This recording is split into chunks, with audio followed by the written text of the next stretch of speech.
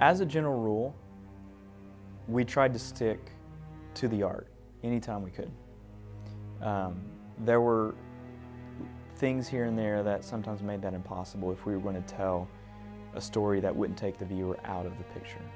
You can have a 2D art going from side to side, up and down, but if somebody turns ahead or turns around, I mean, we can't do that. The 2D plane just breaks, so the illusion breaks. Simple things like a head turn or someone walking from point A to point B within a frame became nearly impossible working with the 2D art. So we would have to create a 3D character that could either turn his head or move across the frame.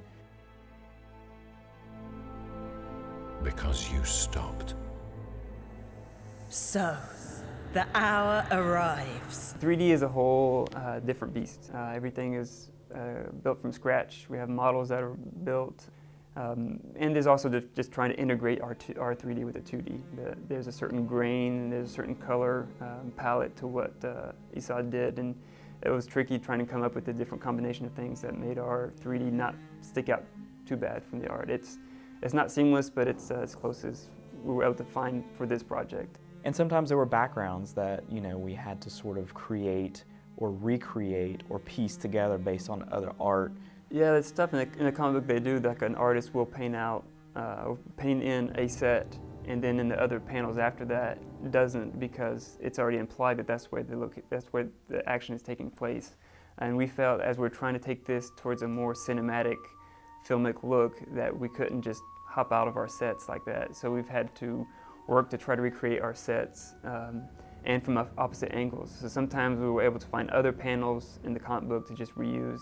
Sometimes we had to project that art onto a 3D set and rotate it around and repaint in.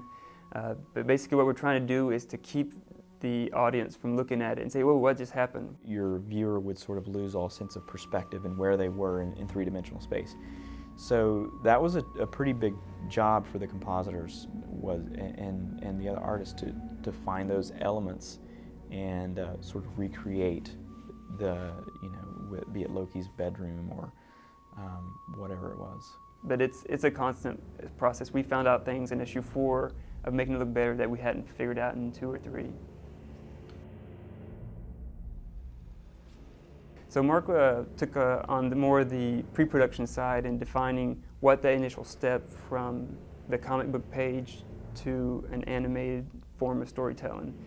What that boiled down to is I would get the voiceover that would be sent to us from James Snyder at Edge Studio in New York, who handled all of the voice casting and recording.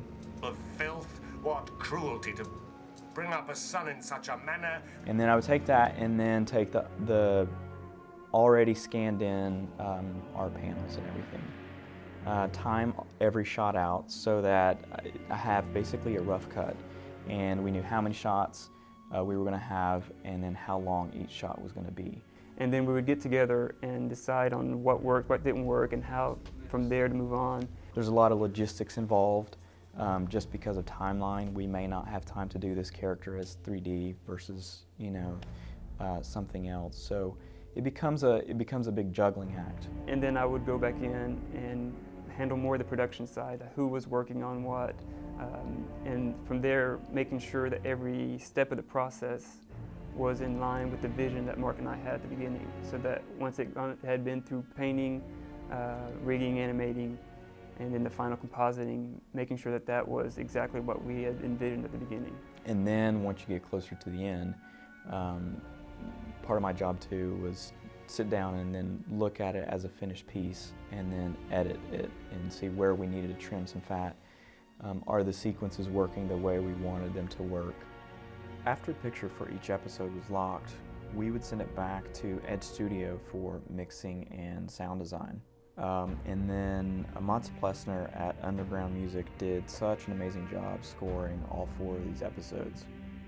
We're all constantly trying to make things work. I mean, this way of taking a comic book to a different medium is tough. We're still experimenting and figuring it out.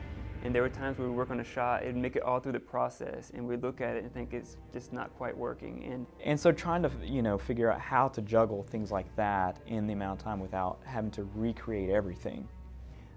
So that was frustrating, but there were times when we thought that was going to work and we made it through, and then the end result was great. Sometimes the most frustrating moments became the most gratifying. I think we told a story that's not a lot of big explosions and not a lot of action, and it's really a very human sort of little indie film feel to the whole thing. Loki as a person, as a character, you know, what are the things he's going through, and how do we make that relatable to the audience? May be driven to extremes, but despite ancestry, destiny, and the weight of the cosmos, he retains yet his power to say no. Thor will bear you no good will for sparing him. Perhaps not. I think anybody who has a family can relate to the story. I think a lot of this is about Loki's feelings having grown up, feelings being an outsider, feelings that there was always a favorite brother. You know, it really does breathe some life into the character. He's not just the evil guy in this, but he's a guy who has a reason for his actions. And as he discovers through the course of the comic, a lot of the feelings he had as a child really do have some place in reality. There really is something behind a lot of the things he believed, and in some cases not, as he goes through and learns more throughout the story.